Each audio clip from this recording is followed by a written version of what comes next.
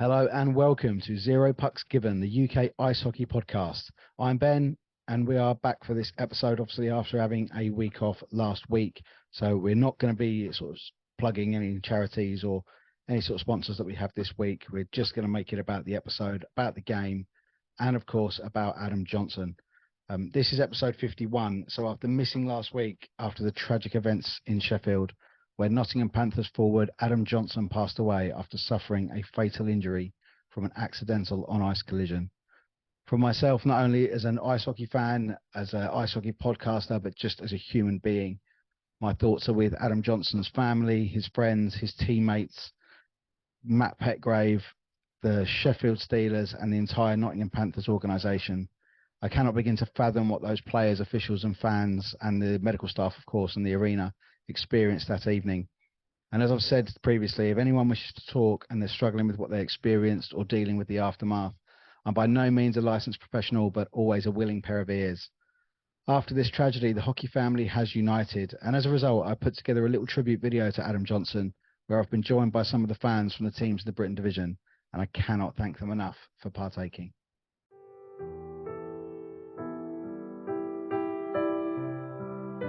We stood and applauded as the teams entered the rink. And again when the puck was dropped. We shouted at the referee at each penalty missed, and for review, a goal was stopped. We roared when we won the league. We chanted to support our team. We've celebrated every goal and each one that could have been. We've gone from behind to beat them all. We've given easy wins away. Win, lose or draw, we've all been there to see them play. We've heckled past players, called them a traitor to the teal. We've had rival teams we love to beat. The passion has always been real. But today we stand as one, in silence and respect, at the loss of a young life, and for all those his death will affect. It matters not they did not wear our colours, or that it was not our game. He didn't play for our team, but his family just the same. Because the love for the game, which we all share, runs deeper than any of our scores. It's never truly mattered whether our team is different to yours. What matters is that we all feel the rush, the dedication and the pride. That no matter the colours we wear, we are all the same inside. So today and always we will remember Nottingham's number 47. Rest easy now, Johnson, with all the hockey players up in heaven. So today and always we will remember Nottingham's number 47. Rest easy now, Johnson, with all the hockey players up in heaven. So today and always we will remember Nottingham's number 47. Rest easy now, Johnson, with all the hockey players up in heaven. So today and always we will remember Nottingham's number 47. Rest easy now, Johnson, with all the hockey players up in heaven. So today and always we will remember Nottingham's number 47.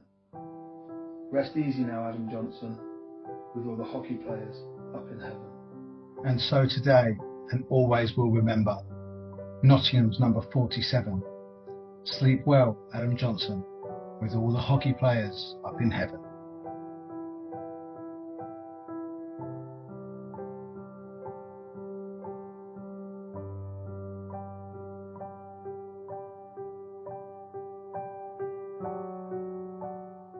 The latest news in the NIHL and beyond after that tragedy is the neck protection being made mandatory across the NIHL from January 1st, and it's strongly recommended up till that date. Shane Moore and the Oxford City Stars, as well as being the first to rightly postpone last Sunday's game, were the first to mandate all players across their organisation to wear neck protection. So props to them for that. It's just been an incredibly difficult week, I think, for everybody in the sport, players, fans, officials alike. Something that obviously you don't expect to happen, despite the fact we know it's a dangerous sport. We know there's dangerous elements to it. And hopefully now with these protocols, we will never see it happen again, which I do actually go with our friends over at Florhausen and Counting. I encourage that to be introduced as Adam's Law or Johnson's Law, that all the players now should be wearing neck protection. We did have an incident Sunday night at Chelmsford, actually, where Damon Porter received a cut between the eyes. I didn't quite see if it was a skate or a stick, but it's just a stark reminder that, you know, these big, fast, powerful guys, they do have incredibly sharp blades on their feet, and stuff like this can happen. As I said earlier, and as I said at the end of the tribute video there on the credits, we stand with Matt Petgrave. We know it was an entirely accidental incident. We do not condone anybody saying otherwise. So anything that we've ever seen on social media since then that is stating otherwise, we have blocked and we've reported, because this isn't football. We don't accept that sort of behaviour in hockey. And the fans have all pulled together like a family. And hopefully anyone from Nottingham and Sheffield, you can feel that we're all with you, and that we're going to help you get through this as much as you can. I know some of the other elite league teams have offered, you know, your fans to come to their games to sort of ease yourself back in to watching it. I think Sheffield have kind of stated that they need their fans more than ever this week. I agree with some of the stuff I've seen on social media, actually, that, you know, don't go if you're not ready. I think I understand everyone will want to support their team, but as I said earlier, I cannot fathom what you witnessed that evening. So if you're not ready to go back, then don't. But by all means, you know, still support your team and support your friends and support your family through what is going to be an undoubtedly difficult time. And Adam Johnson's memory will live long, not just in hockey fans, not just in sporting fans, but this has spread across the world. And it became almost unfortunate. You know, I would almost love everybody on a Monday to ask me about ice hockey and how it went, but not just because that happened. So it's not a nice week, but hopefully, as we said, from the tragedy, the neck protection being brought in means that we won't see it happen again, and we will all stand together as a family of hockey fans and remember Adam Johnson for the rest of our lives. So sleep well, 47. It was a pleasure. Right, so this week's episode then, we have a rundown of the scores from the games that did take place last week. We have the match reports and exclusive coaches' thoughts from this weekend, and we also have a guest. We are joined by the Invicta Dynamos captain, Harrison Lillis. The start of the season saw Harrison receive the C and overtake Anthony Leone as the most capped Dynamos player, which is an incredible achievement. So we're going to discuss his career, his DJing. He's become a dad recently as well, and his role as a pantomime villain in hockey and everything in between. So that's coming up a little bit later. We do have DOPS, Department of Player Safety news in the Britton Division. Darcy Flanagan's 10-game ban has been reduced to a Tier 1 6-game ban, which he's already served, so he returns this week just gone. Darcy will join me very soon for a special DOPS episode to discuss all of that malarkey, as well as hockey in Australia, living in Oxford with the big American, and everything else in between. In the last week or so, Slough Jets have confirmed that Christian Moore is suspended for a Tier 1 6 games for a check from behind, and that's a big miss for the Jets. The Chieftains have also fell foul of a DOPS decision. Kieran Rayner will also miss 6 games for a Tier 1 illegal check to the head. Now, the DOPS haven't released footage of those incidents as yet, although I did see the Rayner incident on live stream, which would have been the angle the DOPS viewed it from. I'm not sure I can see a check to the head. At the speed it happened, it looks more of a clash of hips and then the bucket flies off, but as Shane Moore, the Oxford GM, explained in a brilliant interview with our friends over at 4000 and Counting, the appeal process is incredibly expensive, and from their experience with the Flanagan incident, it's taken a lot of time and, quite frankly, the EIHA to be openly and publicly embarrassed as it was virtually overturned. And one would assume they will have some more to do this week with an incident involving Cameron Bartlett, but more about that later. So with the suspension news out of the way, let's get on to the match details from last weekend's fixtures. There were only 2 games in the Britton Division on the Saturday before everyone made the correct decision not to play on the Sunday. They saw a home victory for the Invicta Dynamos over the Oxford City Stars. A well-contested game saw the Moes run out 3-2 victors. The other game was at the Riverside as the Chelmsford Chieftains and the Streatham Redhawks met for the first time this season, and after a fast and hard start by the Chieftains, they ran out 5-3 winners on the night. So to the weekend just gone then, and we will start on the Saturday night in Gosport as the Romford Buccaneers headed to the Devil's Cauldron. After a beautiful tribute to Adam Johnson was completed, the puck dropped and the Devils took the early lead through player coach Alex Murray, assisted by captain Alex Cole and Dan Lackey on 41 seconds. That was Alex's 250th career goal and 800th career point, so congratulations to him. They doubled their lead on 102 through Ryan Sutton with assists from Osman and Peacock. And the visitors seemed to then settle down, but gave their hosts a power play opportunity when Wells got 2 for high sticks on 6-10, but they killed it off. However, that gave the Devils another chance on 9:01 when Luca Pasquale sat for slashing, and in that power play, the Devils pushed it to a 3-goal game when Jack Peacock scored on 9:07, assisted by Alex Cole. The visitors had a power play chance when Connor Hutchinson sat for charging on 10:58, but the Devils killed it off. End of the first, 3-0. Into the second, and the Devils took an early penalty when Coleman sat for elbows at 23:22, but the home side killed, and when Coleman was freed, he made it 4-0 on 25:24, assisted by Callum Perella-Fox. A couple of minutes later, Kane Russell got in on the action and made it 5-0, assisted by Coleman and Cole on 28:16. The Devils made the Bucks' night even worse on 30 flats when Callum Perella-Fox scored to make it 6-0. The first half of the game to forget for the Essex side. However, the Bucks seemed to arrive in the game, and after an unsuccessful power play finished and both teams were back to 5, Tom Wilson got Romford on the board, assisted by Donald Campbell on 32:26. And on 34 flat, the Bucks made it a 4-goal game when the new Buccaneer Ewan Hill scored a debut goal assisted by Caps. On 36:03, Harry Clampman was sent to the box for holding, and in the resulting power play, Hill turned provider for his captain Tom Wilson to make it 6-3 on 36:52. The Bucks had another chance to pull the game back with a penalty shot, but Shane Moore was shut out by Taylor.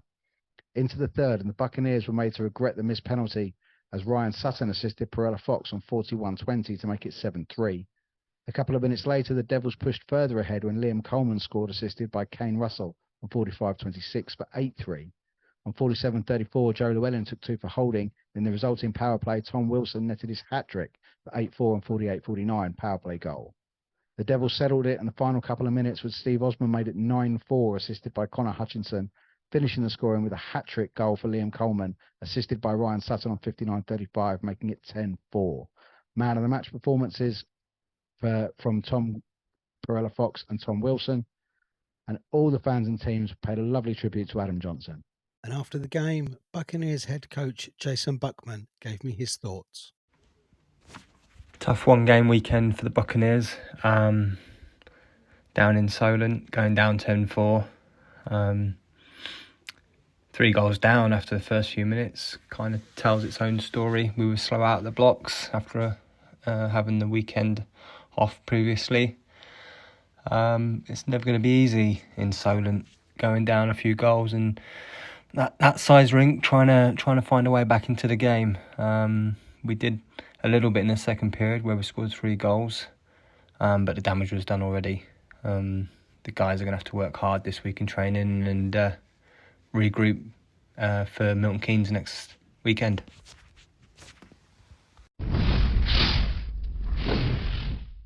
Saturday night then saw the return of Darcy Flanagan to the Oxford side as they travelled to the hangar to face the table-topping Slough Jets, and the home side took off at a rapid pace and took the lead on just 14 seconds when Smithill assisted Timo Lindgren for 1-0. A couple of minutes later, it was 2-0 when Goodchild and Cathcart assisted Seb Moore on 2:24. Straight after the goal, Lindgren took 2 for delay of game, and on the resulting power play, the Stars stole back into the game when Abbott and Moody assisted the returning Darcy Flanagan for his first goal for Oxford on 2:43. The early excitement continued after Tom Banner took 2 for hooking on 7:36, and on the power play, the Slough Jets extended their lead through Ollie Hemmings-Mayer, assisted by Jack Goodchild and Smithill on 8:27, power play goal. The Jets had another power play chance after Mitchell was punished in the 11th minute, but the Stars held strong. Into the second, and the Jets raced off again as Ty Cathcart assisted Ollie Hemmings-Mayer for his second on 21:21. After the goal, Dylan Hullaby got 2 for a check to the head. We'll have to see what Dops say about that next week. And after the Stars had killed that penalty off, both sides swapped penalties, with Bradburn being penalised for Slough, Hullaby and Moody for Oxford. But with both teams at full strength, Dylan Hullaby went unassisted to make it 4-2 on 31:31. The rest of the second and start of the third was littered with penalties for both sides, but it was the home side that got themselves on the score sheet again on 53:12 through Seb Moore, assisted by Goodchild and Rodan for 5-2. A minute later, Carl Bradburn smashed past Czech for 6-2 on 54:54, Apple to Jacob Minter. As the game was winding to a close, Oxford pulled another goal back through Bailey Hind-Pitcher on 57:02, but the game was finished off by the home team late when Redmond and English assisted Carl Bradburn for his second on 58:16 to make it 7-4. A hard-fought game at the Hangar with Carl Bradburn and Josh Abbott taking the Man of the Match awards, and both teams, of course, paying a beautiful tribute to Adam Johnson. The final game on Saturday saw a rematch of the last game for the champion Streatham Redhawks, which saw them shut out on home ice by the Invicta Dynamos in a 3-0 victory for the Kent side. After the players circled centre ice whilst Lennon and Painter laid a wreath for Adam Johnson, the game got underway, and after the Dynamos had the better of the pressure in the opening part of the period, it was the home side that took the lead on 8:28 when Skokan swept the puck past Ryder, assisted by JJ Pitchley and Josh Ely-Newman. The Moes had a power play chance after Skokan got 2 for high sticks on 11:02, but couldn't take their chances. The home side doubled their advantage after Warman found Ben Ely-Newman, who swept into the top corner across Owen Ryder on 16:16 for 2-0. The Moes then received a 2-minute bench penalty for abuse of officials, and with a one-man advantage, Streatham moved the puck across the offensive zone, and with a blocker in front of the goal, Britton and Skokan fed Danny Ingoldsby for a great finish on 17:49, power play goal, 3-0 up.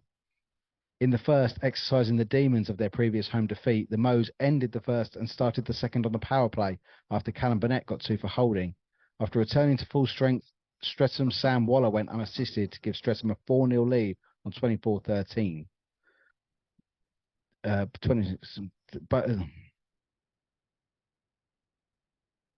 Between 26 and 30 minutes, both sides had power plays opportunities as Laschek and Ben Ely-Newman consecutively sat for tripping, but Streatham made it 5-0 even-handed through JJ Pitchley on 32:25, assisted by Painter. Into the third, and the champions sprinted into the final furlong with a very early goal as Josh Ely-Newman made it 6-0 on 4:29, assisted by Waller and Skokan. After the restart, the visitors did pull one back when Saw assisted Laming and Huggett to make it 6-1 on 41:15. The Moes had power play opportunities, including a brief 5-on-3, but the Redhawks penalty kill line worked incredibly hard to kill both. After the penalty, in which the Redhawks had a power play chance themselves after Huggett sat on 46:19, and the home side made them pay with a power play goal for Ben Painter, finished well from close range, assisted by Waller and Ben Ely-Newman on 48:19. Stokes and Painter decided to drop gloves and head to centre ice, even affair, and both head to the box for 5 on 51:23. The Redhawks then increased their lead even-handed through Luke Brittle, unassisted on 52:20 for 8-1. Invicta pulled another goal back when Laschek and Springer Hughes assisted Josh Condren on 57:17 for 8-2, and then scored again after Brittle took a late penalty for hooking, Mad Stoon assisting Stano Laschek to make it 8-3 on 59:05 to finish the scoring at the High Road. Ryder and Jordan Gregory with the Bears, Streatham again bouncing back from defeat after their loss at Chelmsford last week. It does mean they've suffered as many league defeats this season as they did in the previous 2 years combined, but the Redhawks head to Chelmsford on Sunday night to try and avenge that defeat, just as they did here. To Sunday night, and we will start at the Riverside, where the Streatham Redhawks, in search of a 4-point weekend, headed to face the Chelmsford Chieftains. After a beautifully toned ceremonial tribute to Adam Johnson, the game got underway, and it took a little while for the atmosphere to build up. A different voice in the Chieftains' DJ booth was certainly doing his best to change that. The opening exchanges saw Damon Porter causing all sorts of problems for Streatham, Ingoldsby and Ely-Newman forcing good saves from Jordan Lauday, a new dad any day now. Streatham had a power play chance when Grant Bartlett sat for tripping on 3:54, but it was levelled up quickly as Brittle took 2 for tripping on 4:12, so we have a shift on 4-on-4, but nothing appertaining.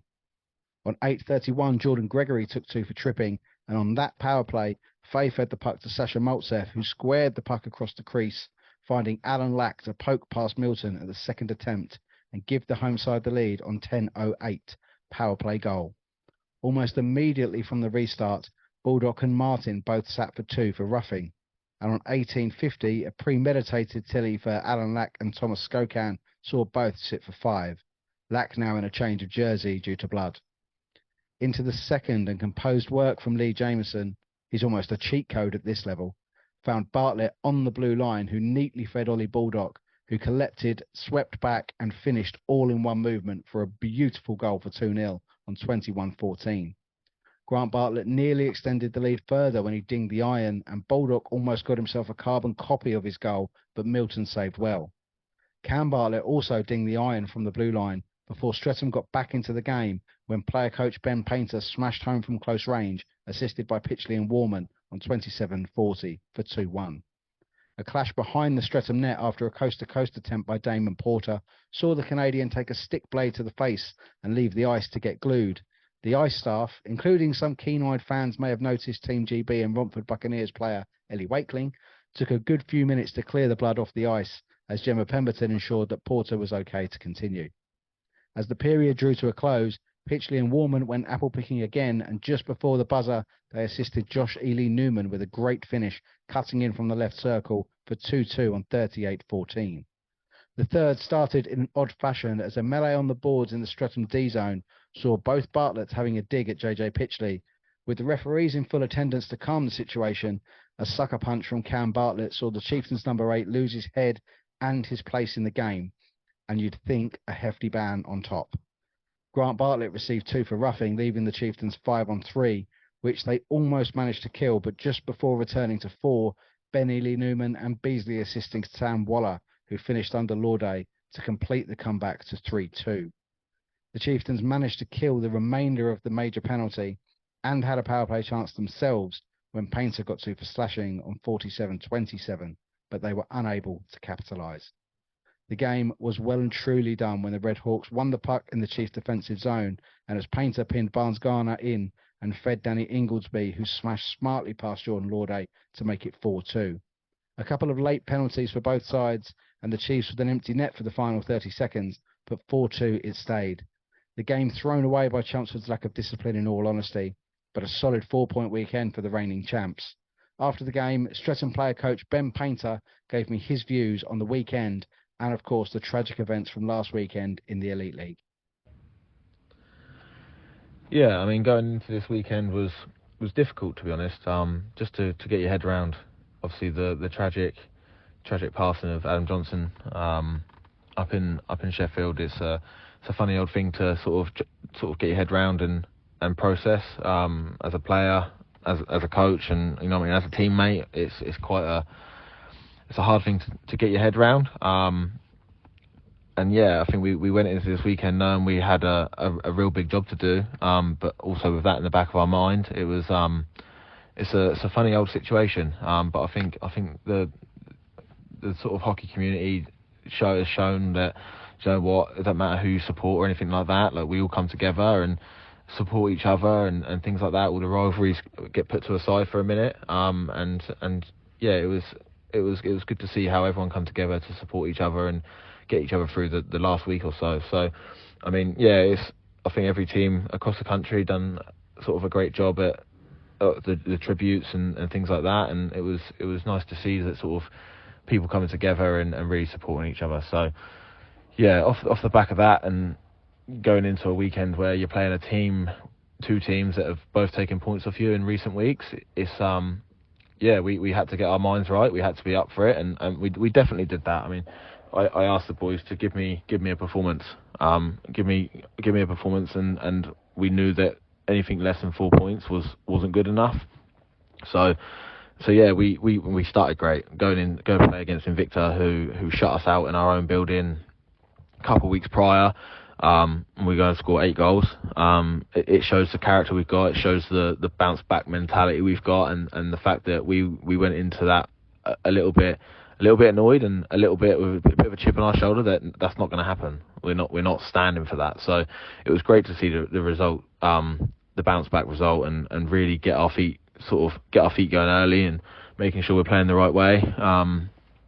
And yeah, I was very pleased with getting them 2 points at home on the Saturday against Invicta. And then obviously we go into Chelmsford, a place where week prior I was not happy. I wasn't happy after the game. It was unacceptable, our performance, and I put a lot of sort of onus on the boys again to answer right back. And I think the first period we weren't our best. I think we were maybe thought, because we had a good performance the night before, that it was wasn't going to be as frantic as it was, but the Chelmsford they're a good team, and they came hard. They came straight at us, and we go 2 down. Which, you know what, I think 2 down wasn't really justified. I think we were definitely in the game for the first period, but I knew we had more.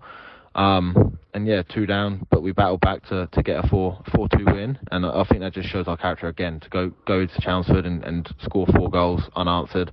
And pull it back. That shows the character we've got, shows the experience we've got, and shows that when it really matters, we can dial in and get it done. I mean, I don't think we had any passengers all weekend. Everyone was playing well, and all the sort of things we wanted to bring and make sure that our game sort of reflected. We done. So yeah, all in all, I was very pleased. Big weekend, massive 4 points, and hopefully we can have this as a point of our season where we go, this is the bar, and the only way is up now. So yeah, very happy. Up to the Ox Pens as Oxford City Stars welcomed the Milton Keynes Thunder for the John Cartwright Trophy game, and the game shot off at a frantic pace, with the home side taking the lead after just 1:18 when Dylan Hullaby and Josh Abbott assisted Bailey Hine Pitcher for 1-0. Shortly after, it was 2-0 when Travis Penny scored, assisted by Danny Williams and Matt Lauday. And on 4:30, it was 3 when Harding got in on the act, assisted by Abbott. Penny got his second of the night on 9:47 as Harding turned provider along with Lauday for 4-0. MK called time out, but it didn't do the trick as Dylan Hullaby went unassisted on 11:37 to make it 5-0. MK then killed off a penalty when Callum Burr sat for charging on 13:06, but when both teams were at full strength, Danny Williams went unassisted for 6-0 on 15:20. Thunder forced a 2 odd-man break, and Ross Miller pulled out the big guns to keep it at 6-0. After that, Hullaby went charging through and was brought down for a penalty shot. He got up, shook himself down, took it himself, and tucked home for 7-0 on 17:12. Into the second, and it saw a bit of bite from both sides as Howe cross-checks Hullaby, and they go at it. Howe gets 5 and 2, Hullaby 5 for fighting. A few stoppages after that as MK's Nettie goes down on the play, but the Stars extended their lead further on 35:18 when Chris Cook scored, assisted by Williams and Lauday, both getting their 3rd points of the night, making it 8-0. Cook then dinged the iron from the blue line, and Stevens forced a blocker save from Norton, and then Howard McGarvey assisted Tom Dickinson to pull one back for the Thunder on 37:35. The Oxford Socials seemed to miss out a goal before the end of the second, but Travis Penny completed his hat-trick to make it 9-1. A much more even period in the second, but the third saw the Stars start shooting across the sky again as Danny Williams got his second, unassisted on 42:32, making it 10-1. After swapping penalties, Matt Lauday added a history assist with a goal on 54:19 to make it 11-1. Just over a minute later, it was 12 when Cook and Ravenscroft assisted Ollie Harris on 55:31. And as the game was drawing to a close, Travis Penny got his 4th goal of the game on 58:16 to make it 13-1. And that was the final score at the Ox Pens. The Stars lift the John Cartwright Trophy. Dickinson takes the beers for Thunder, Travis Penny for the Stars.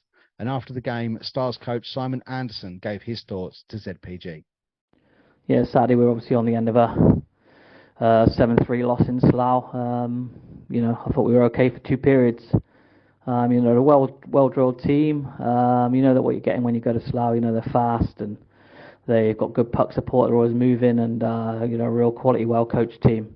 We were in it for 2 periods. End of the second, we were 4-2, and we had a 5-on-3 power play going into that 3rd period. We really needed to score and capitalise on that.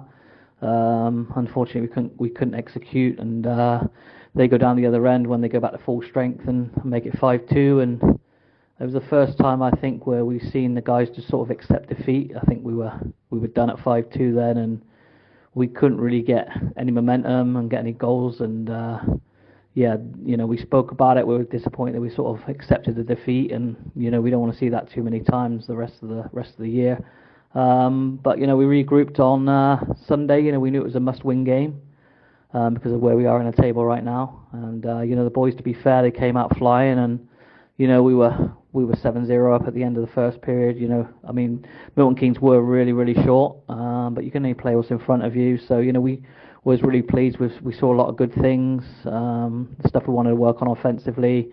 And, the message after the first period really was just to work on our game for the following week. We've got Chelmsford this week, and we need to be bang on it to get anything out of that game. We know how good Chelmsford are, and I think, when you're 7-0 up and you've got like a situation where the guys are looking for points tonight, you can sort of have some bad habits creep in, and I wanted to try and keep a lid on that as much as I could, just so that we don't get into bad habits going into next weekend. So, no, really happy with the 2 points, and it's a long time coming. The boys regrouped on Saturday night, which was pleasing to see, and we look forward to Wednesday night at practice now and get ready for Chelmsford. The final game of the weekend saw tabletoping Jets fly down to Kent to face the Invicta Dynamos. All the players and staff and fans impeccably observed the silence and applause for Adam Johnson, and as Solovovs drops the puck on what is sure to be a barn burner. The Dynamos took the early lead when Josh Condren and Tom Saw assisted Stano Laschek on 3:25 for an even-handed goal for 1-0. A couple of minutes later, the visitors equalised through Alex Rosen bagging his first senior goal, assisted by Goodchild and Seb Moore. Just past the halfway point of the first, and Owen Dell gave the home side the lead again, assisted by Huggett for 2-1 on 11:58. A few minutes later, Tom Saw netted past Massey, assisted by Condren for 3-1 on 14:15. The Moes extended their lead further on 17:08 when Laschek and Harris assisted Ruskin Springer Hughes for 4-1, forcing Smittle to withdraw Massey and replace him with McGibbon in the pipes.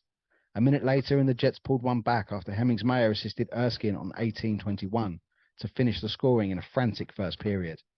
Into the second, and a face-off violation by Stano Laschek gave the Jets a power play chance, but it was killed off. The Moes pushed further ahead on 28:06 when Tom Saw scored again, making it 5-2, assisted by Laschek and Condren. A few minutes later, and Owen Dell bagged his brace, assisted by Laming and Huggett for 6-2 on 32:21.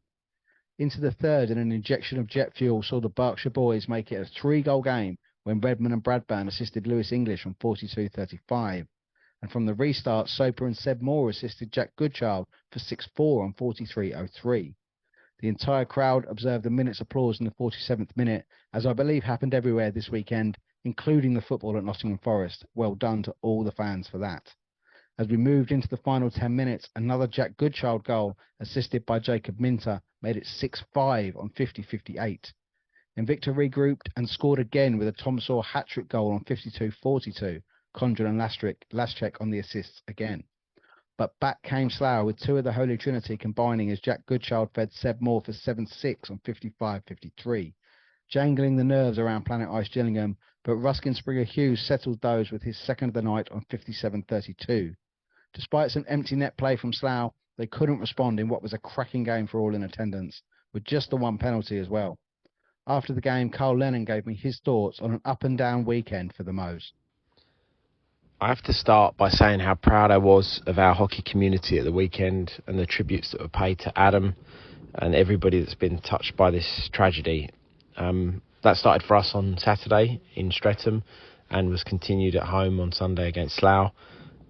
The clubs have very quickly mobilised the protection of players, and all of those players wore neck guards across the weekend that at least played in the fixtures we had, and that was very respectful of the situation that we find ourselves in. I was personally extremely grateful for that as a coach. It gives us a great peace of mind when we play any games. When it comes to the games itself, on Saturday, I thought we started reasonably well, but we very quickly found ourselves down 3 goals. I was myself quite animated and unhappy by the manner of which those goals were conceded. I thought on a couple of occasions, at least during that period, that the play would have been stopped for a puck hitting the goalie in the mask, and it wasn't. And Streatham duly finished very close or not far off after those situations, and that put us on the back foot. I then took a silly and needless misconduct penalty on the bench, which gave them a power play and subsequently another goal on the scoreboard. And that gave us a very much an uphill battle to go up against for the rest of the game. Honestly, they took full advantage in the second period. They extended their lead, and I thought we were very poor. We were very limited with the opportunities we created during that period. But going into the third, I wanted to at least take something from the night, and we sort of regathered ourselves quite well in that second period break, and we at least managed to put down a a reasonable performance, got on the score sheet in the third and sort of tied that with them. So all in all, a bad day at the office, not just for the team, but for myself as well too. And of course that was sitting on us overnight before we would play Slough the next day. Going into Sunday, we had Saturday's performance as a motivation for us, but not only that, we had not as a team actually ever won against Slough. So at least in the time that I've been head coach here. So I was delighted with the reaction. I thought from the start we fought from the moment that whistle was blown at the beginning of the game, and the team were extremely deserving of the lead that we took at the end of the first period. The second saw us extend that lead again, and what I felt was a pretty dominant period on our part. And I had warned the team that, having watched Slough a few times this season, that the third could be a problem for us, purely because they're a young, energetic side and they don't know when they're beaten, which is a sign of a very good team. And despite the deficit that they had, they managed to make it uncomfortable for us. They pulled 2 goals back quickly in the third period that made for an uncomfortable situation for us.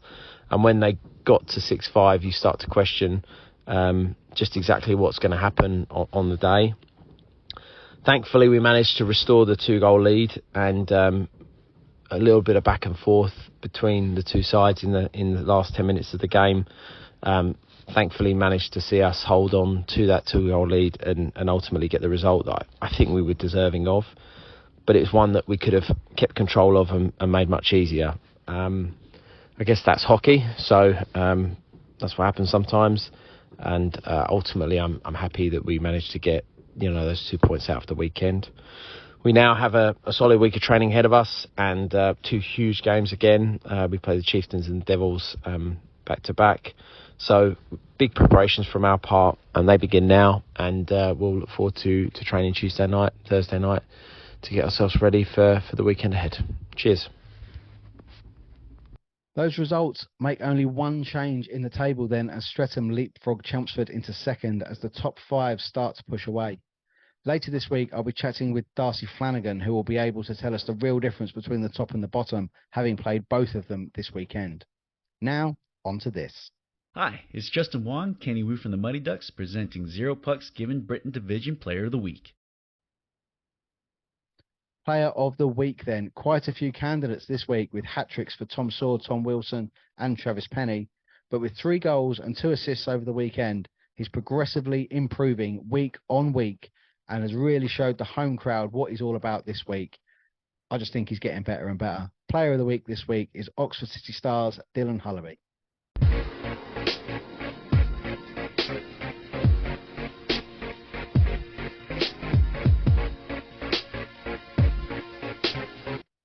Now all the weekend's details are done with, we can move on to our guest for this week, Invicta Dynamos captain Harrison Lillis.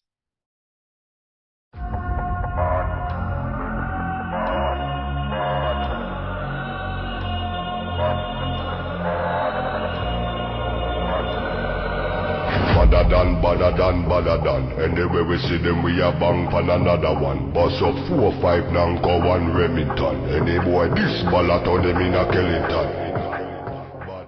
0 Pucks given in partnership with Blades Belong on Your Feet and the Hockey Art Co. Welcome Invicta Dynamos captain Harrison Lillis. How you doing, fella? How you doing, mate? Thanks for having me on. No, you're more than welcome, mate. You're more than welcome. Bit of an up and down weekend for the Moes. Obviously, Saturday night was a tough loss, but a barn burner on Sunday. Yeah, a little bit disappointed with Saturday's performance. Felt a little bit hard done by a few decisions in the first, and didn't really turn up until the third period. But our 3-0 down at the first, I still thought we could get back into it. Just Streatham were good on the day, and we wasn't. But last night, incredible performance by the boys. Hard work, determination, just see out that win. And the Jets play at such a pace, don't they? That it really forces the best out of other teams, I think. Yeah, I think they're the hardest team I've played against this year. They put you under pressure. I think there was like 4 or 5 repetitive puck battles in the corner that I was facing, and I was definitely feeling the pace after about the 5th one. Yeah. So before we get cracking, obviously into your career, obviously being the captain now and the most capped player, I sort of obviously want to touch on the recent news and what's been going on. How as a group of players did you react and deal with the news about Adam Johnson? Not good at all. No, you sit there and you think about the boys in the room, and you think at first it could be potentially one of your teammates. You could be in the room before the game, laughing, joking, listening to music together, and then something tragic like that happens, and then you think, oh, it could be me. And it definitely rocked our team a little bit, and I think it actually showed in our performance on Saturday. I think a lot of us were a bit scared from it. Still, it weren't nice. No, well, I spoke to Muzzer last week at the teams all sort of cancelling their games, and he said to me, that's something that I'm thinking now of my boys. Is it in their mind when they're going in for a hit or something? Is it in their mind? What could possibly happen if someone falls the wrong way? And is Matty Bell in your room now, up from the Mustangs? Yeah. Well, he's a two-way player, but he prioritises playing for us. Yeah. Because he got really lucky last year, didn't he? He got a escape blade. You know what? It was just for messing around in training and roll around with your mates, And yeah, I mean, it just makes you realise how bad that could have been. Yeah, it's just awful, absolutely awful. I think that the sort of the community of fans have come together quite well, and obviously I think all the players will be feeling the same as you've just sort of said there. Trying to get your head around it, thinking, Jesus, that could be me. It's it's like a 1 in a million shot of happening, but now it's happened. I think it's going to be in the forefront of everyone's mind. Yeah, awful. Nothing else to say. Just awful. Yeah. No, I've said earlier in the episode, and obviously I know that all you guys have paid tribute beautifully this weekend. That all our thoughts are just with his family, his friends, his teammates, and everyone in the organisations at Panthers and Sheffield Steelers, because it's truly testing time. So, but from the weekend then, good win Sunday against the Jets. How do you think the season's gone so far for the Moes? Because it has been a little bit up and down. I think our biggest problem is ourselves at the minute. When we're in our game, I think we can beat everyone. And it's just finding that consistency in our team at the minute to try and deliver every game night after night. But as you can see through the league, like, it's never ever been so competitive, and I think it's great for the league that anyone can beat anyone on any given night. It's just going to be who's going to be the most consistent team by the looks of it. But hopefully in the next month you'll see some people pull away a little bit, and you'll see a true reflection of where everyone's at in terms of wins, losses, and I think a few results. Yeah, I think everyone's kind of been a little bit inconsistent, which, as you say, has made the league look incredibly even as you look up and down it. I think the top 5 are kind of pulling away from the bottom 3 now. But yeah, it's been such a competitive start, and so long may it continue. So the start of this season, then you were given the C. Yeah, with the new rule. Oh, sorry, mate, we've got a bit of a delay going on. That's right. That's okay. Yeah, I mean, in the back of my mind, I thought I might be receiving it, but I didn't know till quite late on. So I had a few messages from boys saying, "Are you the captain this year?" And honestly, at that point, I didn't know. So I just sort of waited, and then Carl sort of told me about a week or 2 before it got announced. It's quite funny. I kept it from my family because I wanted them to be surprised in the reaction, and it was quite a nice thing. Because it's an honour to obviously play for the club as a junior, progress through the ranks, and then obviously an absolute honour to wear it. Because Carl's worn the C himself, and there's been some fantastic captains at Invicta over the years, and he knows how much it means to wear the C at Invicta, and I'm over the moon to do that. And obviously, your first game wearing it, you also broke a quite a hefty record as well by becoming the most capped Invicta Dynamos player. Yeah, I mean, I would have. How did that feel? I would have broken it if we'd have overcome Solent in the semis at Milton Keynes. But obviously that wasn't meant to be. We sort of fell apart at the end there. But in the summer, I had the birth of my little girl, so that was quite special because obviously she got to see, well, not that she sees that much of it, but yeah, she was present for that game for me, which is quite a lot. I had quite a few friends and family attend. Yeah, it was nice. It was nice of the club to receive me in that way and present me with that shirt. And yeah, I'm sure I'll be putting it on the wall soon, getting it all framed up and that. Yeah, absolutely. And is that your first child, your daughter? Is Cameron, is it your daughter? Yeah, first one, yeah. How you finding it? Yeah, mate, she's perfect. Like, really, really good baby. Not too much. My partner Abby obviously does a fantastic job as her mum, and yeah, I can't wait to get home from work every day and see her. Sometimes it's a little bit hard, like missing time with her for hockey, but I think they both know how much hockey means to me. Yeah, you got to enjoy this bit because this is the easiest bit, especially with girls. Yeah, well, I'm loving it at the minute, and it's not too much of a problem. So I hope that continues. Lovely. So your junior career then was down at Invicta all the way. Have you always played D, or have you ever been a forward man scoring some goals? Yeah, so when I first started as an under 10, the team actually formed with Romford, and we played as Thames Terrors, like so we had a combined team because we didn't have Invicta didn't have enough players, and Romford did, and the team was actually like quite well kitted out. To be fair, we had I think it might be Courtney Grant, Stevie Woodford, JJ Pitchley, both the Bartlett brothers. Frankie Harvey, Billy Phillips, and I ended up playing at Romford for 2 years with them before moving back to Invicta. And yeah, I've been there after that ever since and stayed there and just kept my head down, worked hard, and got to where I am now. Yeah, certainly some names there that you've reeled off. That's like an NIHL who's who, really, going through that. Were you natural at it, or have you always been a grafter? I think I'm more of a grafter than a natural. I've had to bide my time, do what I need to do to get by. And yeah, I think defence is definitely my strongest position, but I can probably play third line forward, dump and chase, crash the net and stuff. I did it when I first broke into the Dynamos because they were quite strong in defence. And then obviously I had to sort of earn my keep. So if that meant go out and fight someone to earn the coach's and the team's respect to try and get your place in the team, then I would do that as well. How was the room at Invicta when you broke into the seniors? Because I'm assuming you were probably somewhere between 16 and 18 at the time.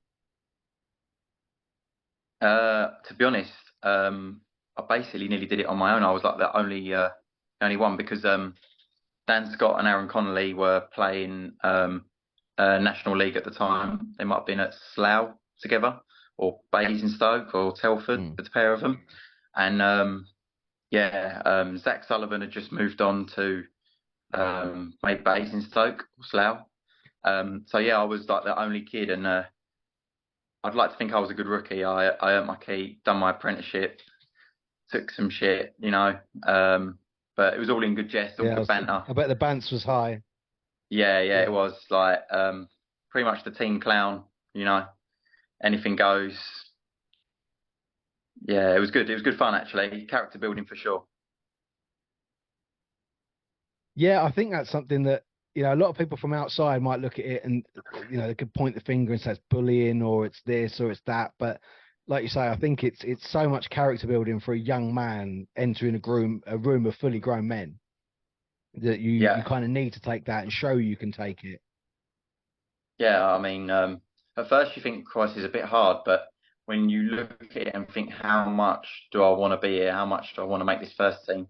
And then you sort of work hard, listen to your coach. I mean, it might, if Kev Parrish is listening, he'll probably think, oh my God, how have I actually got into this stage? Because I weren't the best at the drills at first. I used to mess all the drills up in training. It's only because the boys couldn't hear him and they used to make me go to the front of the queue, so I'd mess it up. And then it'd be all Harry's fault. And Kev would shout at me, would all skate from boards to boards or end to end as punishment. But yeah, it was good fun. So yeah, the bants was pretty high in the room then. Oh, yeah. There's some definite. Unbroadcastable not all stuff. the boys. Yeah, I can't tell you all the stories, but yeah, it was good. It was good. Have you But it's go on, mate, have you had a nickname? it's quite funny because yeah, well, my name's Harrison, but that changed quick. It was actually when I joined the Mustangs. The captain of the Mustangs now, Kevin Lake, he was like, "We can't be calling you Harrison. That's just too long to call for the puck. So your name is now Harry." And that's it. It's always been Harry after that. But that was it. There was nothing awful, just Harry. No. It was nothing personal or awful. No. I'm sure there is some that have that were given it sort of in jest at the beginning, and now they've just stuck. Yeah. So I mean, last season, I think you had a great year for the Dynamos last year. I think the Dynamos as a squad had a superb year. And I did put you in my team of the year from last year. I mean, particularly as well. I mean, sort of when people had asked me about it, I sort of said, well, the forwards look at the stats, that just does it themselves. But last year, you played chumps for 10 times. I know. I see him so much. And you won more 9. Than my family.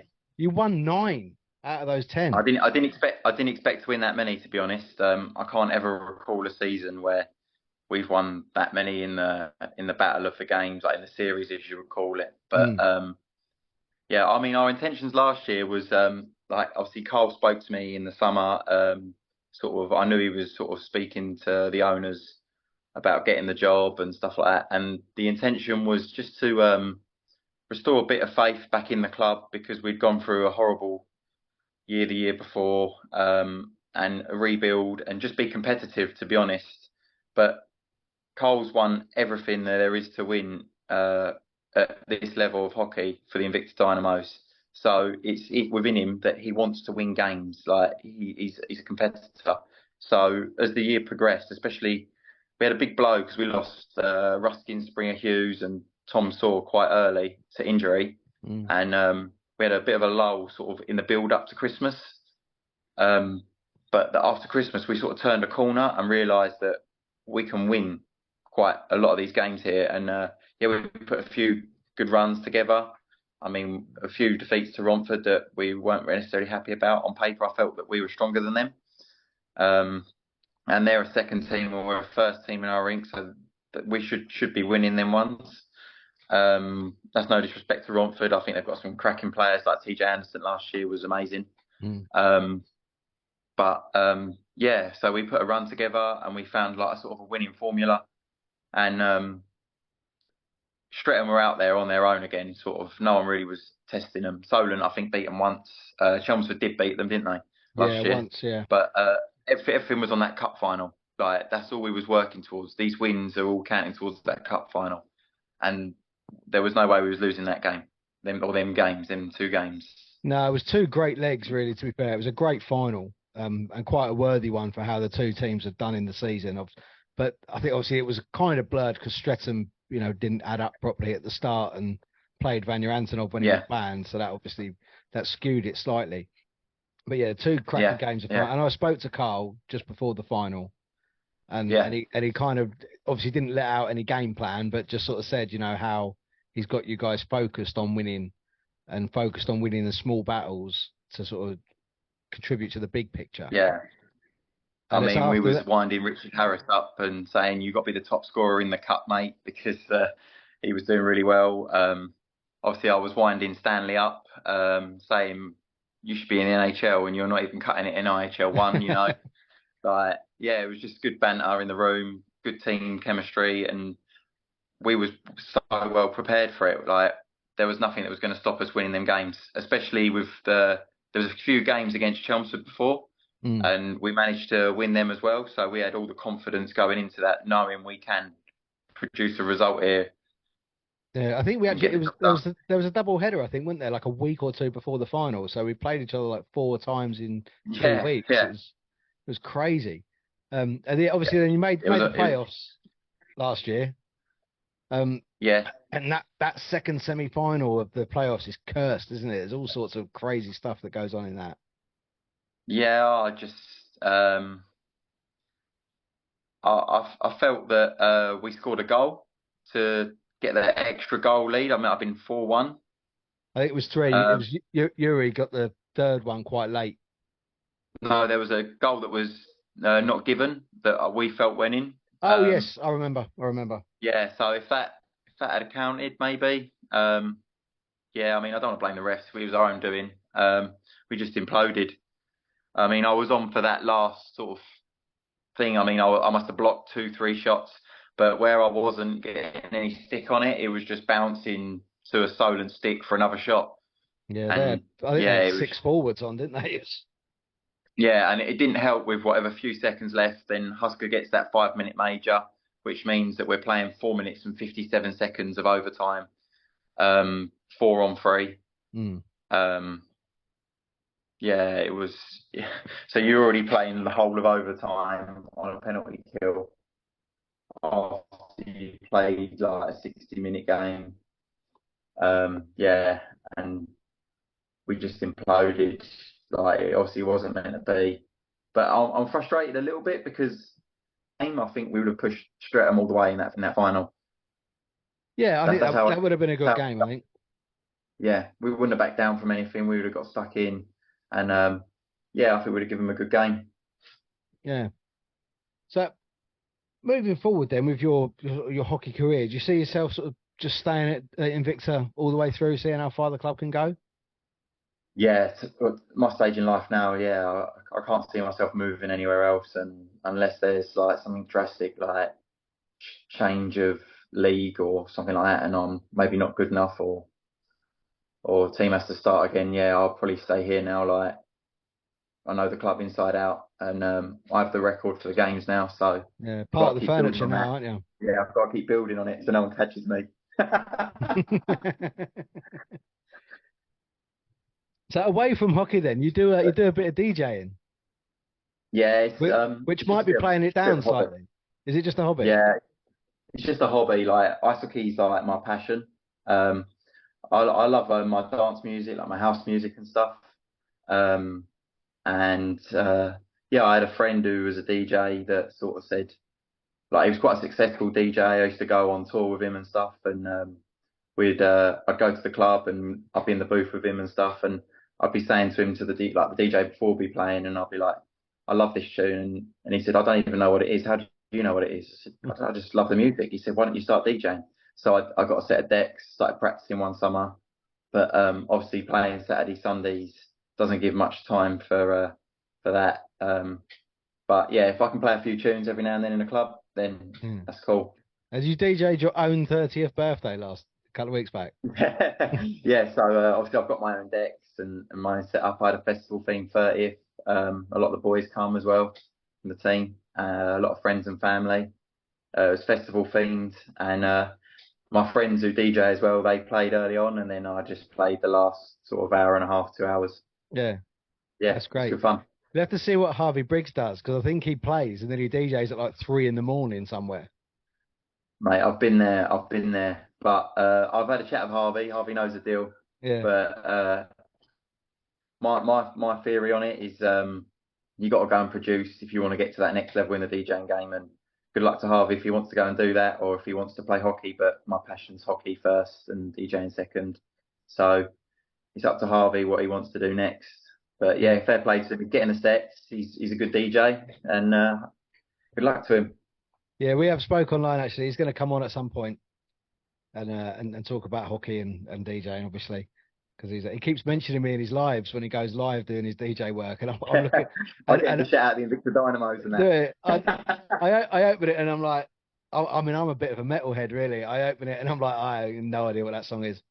I'm like nearly 40 years old. I'm looking at it. I don't know what that is.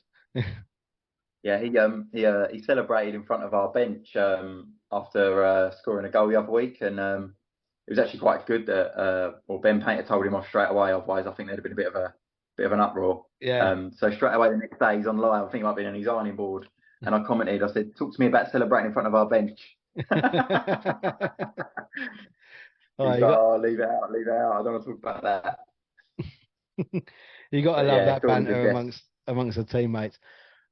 In the sort of the NIHL one, do you sometimes take on a little bit of a pantomime villain role where I've never really subscribed to tribalism. I support my team, I follow my team, and and I enjoy it, but I don't really go down the route of saying, oh well, we don't like him and we don't like them. I just enjoy the game being played quite well.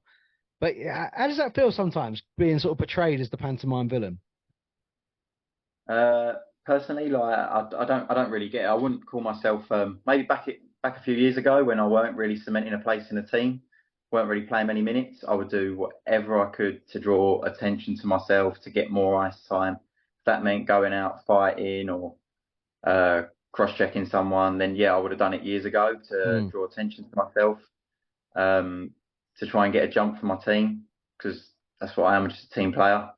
But as the years have gone on and I've sort of earned my spot in the team, I play quite regular, and yeah, especially with the rules now, the way the league is, you won't get away with anything. So if you're doing dirty stuff, then you got to expect to be suspended, like, because it's all on video. Yeah, I was going to come on to that. Forget that. Yeah, because so it has to be video, doesn't it? Yeah. Because they need to look back at it should there be an issue. And there has been some big bans handed out already this season. One of which I spoke earlier has actually been kind of overturned with Darcy Flanagan. I mean, some of them, completely agree with. Yeah, that they're good. And I think the Oxford one was a bit harsh. Like, the guy wasn't hurt. They went straight into a scrap after. It made no sense to me. If anything, it was a 2 on the play. But then I've seen some other ones that are a bit like, oh, you shouldn't hit him there. He's vulnerable, But yeah, I can hand on heart say that 99% of players, when they play, they don't go out with intent to injure. Yeah. Or I don't anyway. So if anything, like, if someone was to get injured, probably after the game, I send a text to that player, find their number from someone in the league, and just hope they're okay and send them a get well soon, because it's just the way I am. Yeah, well, you all want to play, don't you? When you're injured, you can't play. So. No, exactly, and people have got jobs and stuff. It's not professional, like, enough to quit your day job. So I mean, when I accidentally broke Grant Bartlett's leg, sent him a text straight after. Complete accident, didn't mean to do it. And then that's it, really. Yeah, no, that's a measure of the man, mate. That's shows good character. Yeah, I mean, I didn't mean to do it. You can't do much else. Move on. Yeah, absolutely. With the so you started at under 10s with the Thames Terriers. What got you into it? Was it having the rink locally, or did you someone else get you? You're gonna love this one. Mighty Ducks. You've seen the film The Mighty Ducks, yeah? Yeah, I loved it. Absolutely loved it. I watched that, and then said to my dad, like, I want to play ice hockey. So we went up to the local rink, which is only around the corner. And started doing my skating lessons. You had to get, I think it was like 1 to 10, and you had to get to level 4 to play 10s, level 6 to play under 12s. So I got that in the first year, joined the team, and then a year later, trialled for South East under 11s, got in that, and just then kept progressing. Yeah. Yeah, do they still do the conferences for the younger players? No, I loved it. I absolutely loved it. I mean, I don't understand why they're not doing it anymore, but it was great. I mean, sometimes it could be a little bit political, because Invicta haven't always had an A-League team, especially in my time. So with some of my times playing B-League, and you look at it, I mean, every team, when you look at juniors, it's who's got the best kid, like who's going to win. There's some quality players that probably play for less successful clubs that probably didn't get a look in because their club wasn't performing, but as a player, they're really good. But then when you get to senior, it all levels out, because if you're good enough, you will come through. Yeah, I thought to myself, I asked the question about the conference, but I know full well they don't do it, because they did the draft this year, didn't they? Where they picked it. I'm not sure how that works. Teams. But no, well, it seems to. I mean, the British lads that have gone abroad in the last 12 months, it seems to have worked, because they've done quite well. I know the English lads that went to Quebec got to the semi-finals. There's a British selects team out in Chicago at the moment that are doing really good things. Yeah. So there's I think it certainly seems to be working, and I think if the sport can get a little bit more investment and start really progressing the youth, because as I've said with some of the girls that play with the GB, or I spoke with Faye Andrews and Lucy Spolton a couple of weeks ago, I think it's got to make the Olympics, isn't it? If the GB teams make the Olympics, that's going to heighten some more interest. 100%, 100%. I think it's just about, so I think British ice hockey's in a better place than it's ever been. I think that comes from, so when I was coaching, it was someone's dad sometimes who's just taking on the team, learn hockey through a book, teaching us. I mean, without these people, you wouldn't be playing. So you have to be respectful and grateful for that. But when I look at the junior system now, like especially at Invicta, there's some ex-players that were top players, and I wouldn't mind being coached by them now. Like some of them, I see them on the sessions and the things they teach, and I go, show me that, teach me that, because I could use that in my game as well. Yeah.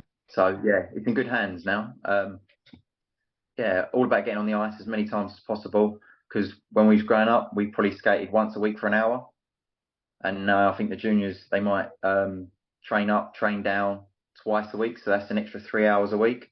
Yeah. So that's 4 hours on the ice.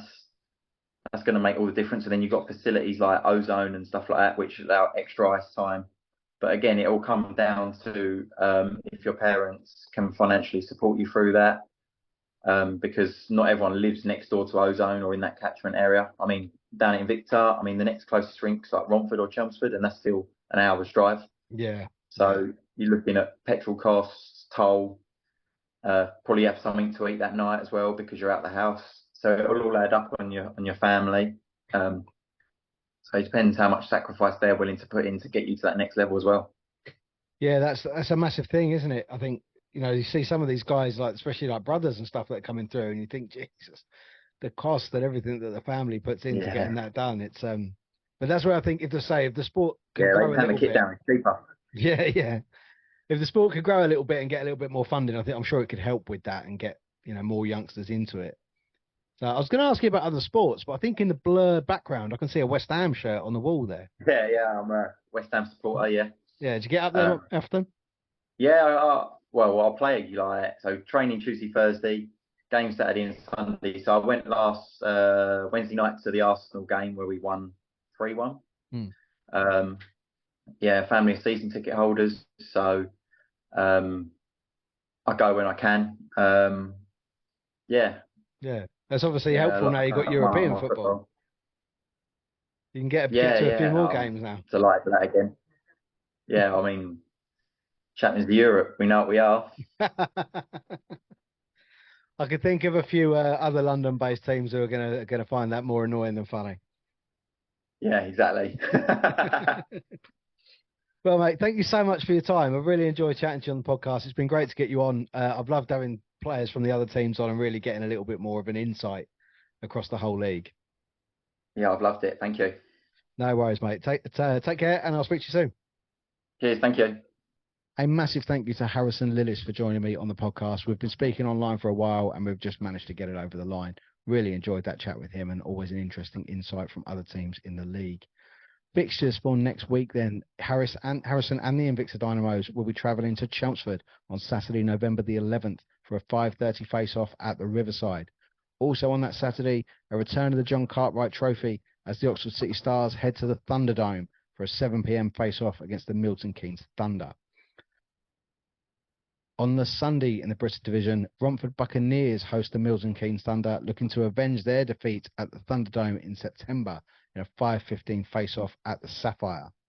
Invicta Dynamos host the Solid Devils at Planet Ice Gillingham for a 5:45 face-off, and the Oxpen sees Chelmsford Chieftains head to the Oxford City Stars for a 6:15 face-off, and the High Road in Streatham sees the Red Hawks host the High Flying Slough Jets at 6:45. What a game that is going to be. And that is episode 51 in the books. A huge thank you to everyone for listening, for the fans that participated in the tribute video for Adam Johnson. A huge thank you to the coaches for providing their exclusive coaches' thoughts. And a massive thank you to my guest, Harrison Lillis. There may well be an extra episode popping up this week, so keep your eyes on the social medias for those. And there will be a Zero Pucks Given bobble hat giveaway on Instagram this week. So check that out if you would like to win a ZPG bobble hat. Remember, you can follow ZPG on Facebook, Instagram, X, TikTok, Snapchat, and Threads. Please subscribe on YouTube, Spotify, Apple Podcasts, and Amazon Music. And get in touch if there's anything that you would like to hear or see in the podcast. Either DM on the socials or email zeropucksgivenpodcast@gmail.com. Thank you for listening, and I'll see you next time.